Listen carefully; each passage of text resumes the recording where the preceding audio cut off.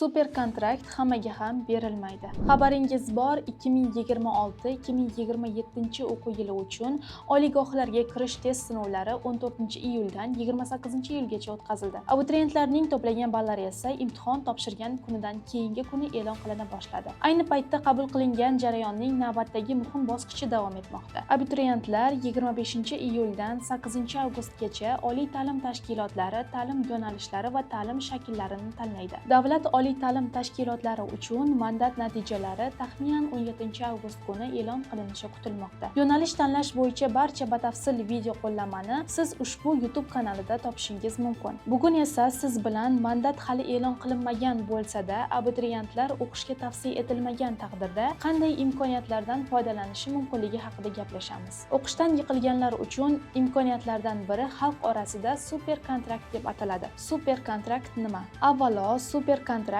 rasmiy atama emasligini bilib qo'yish kerak.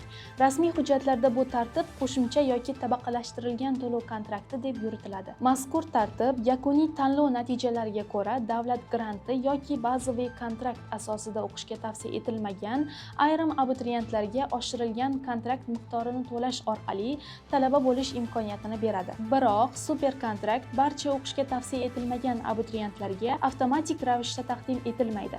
Bunda abituriyentlar to'plagan balli, tanlagan yo'nalishiga o'tish balli, OTMning imkoniyati hamda belgilangan minimal talablar hisobiga olinadi. Super kontraktda o'qish uchun qancha ball kerak? Super kontrakt imkoniyatidan foydalanish uchun abituriyent test sinovida kamida 56-7 ball to'plagan bo'lishi kerak. Testda ishtirok etishning o'zi yetarli emas. Shu sababli 1 ball olgan abituriyent super kontraktda o'qishi mumkin degan ma'lumot amaldagi tartibga muvofiq emas.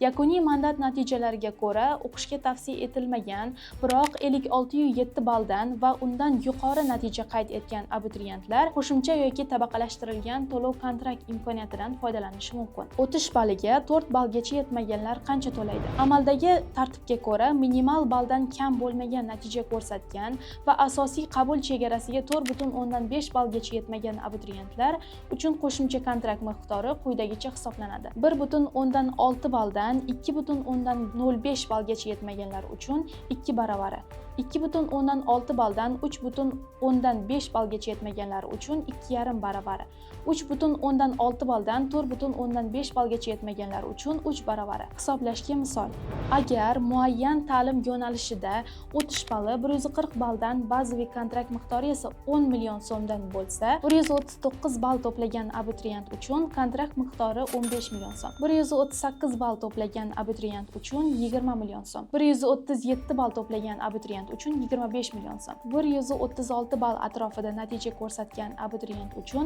30 million so'm bo'lishi mumkin. Aniq hisob-kitob abituriyentga o'tish balli uchun qancha ball yetmaganidan kelib chiqib amalga oshiriladi. O'tish balliga 4 balldan ko'proq yetmasa-chi? Davlat komissiyasi tomonidan belgilangan minimal balldan kam bo'lmagan natija ko'rsatgan, biroq asosiy va qo'shimcha qabul qilish doirasida o'qishga qabul etilmagan abituriyent tabaqalashtirilgan to'lov kontrakt asosida qabul qilinishi mumkin. Bunday holatda kontrakt miqdorini oliy ta'lim tashkiloti rektori yoki direktori belgilaydi.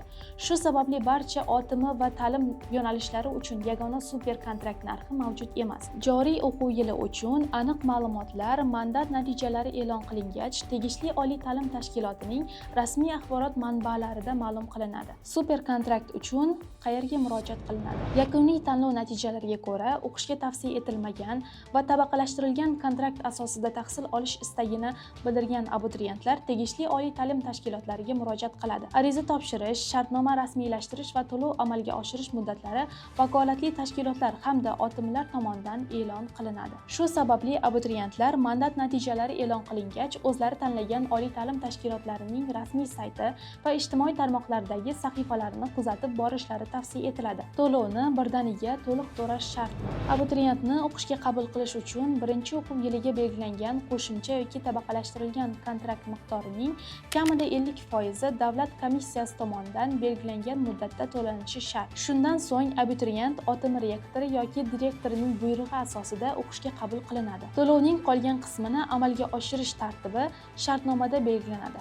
Super kontrakt har yili to'lanadi. Qo'shimcha yoki tabaqalashtirilgan kontrakt miqdori faqat birinchi o'quv yili uchun amal qiladi. Talaba birinchi o'quv yilini muvaffaqiyatli yakunlagach, keyingi kurslardan boshlab umumiy tartibda belgilangan bazaviy kontrakt miqdorini to'lab o'qishni davom ettiradi. Super kontrakt uchun ta'lim kreditini olish mumkin. Davlat tomonidan ajratilgan imtiyozli ta'lim krediti tabaqalashtirilgan to'lov kontraktini moliyalashtirish uchun berilmaydi. Biroq ayrim tijorat banklaridan boshqa turdagi kredit mahsulotlarini olish mumkin. Ularning foiz stavkasi, muddati va boshqa shartlari bank tomonidan mustaqil belgilanadi. Kontraktning 10 yoki 15 baravari qanday hisoblanadi?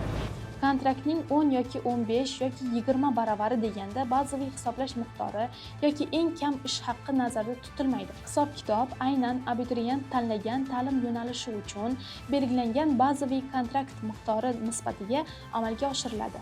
Masalan, bazaviy kontrakt 10 million bo'lsa, 10 baravari 100 million so'm, 15 baravari 150 million so'm, 20 baravari 200 million so'mni tashkil etadi. Hozir abituriyent nima qilish kerak?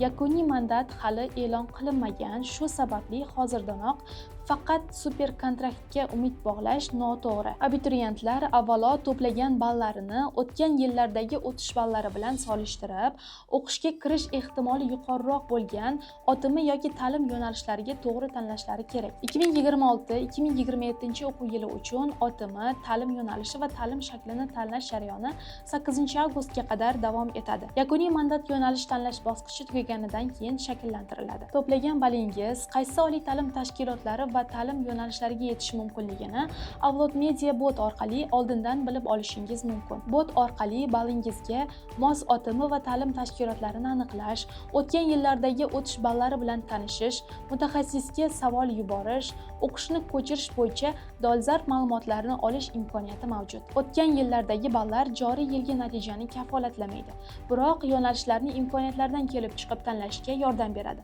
Hali imkoniyat bor. Ballingizni to'g'ri baholab, 8-avgustga qadar OTM va ta'lim yo'nalishlarini puxta tanlang. Bot manzili Avlod Media Bot.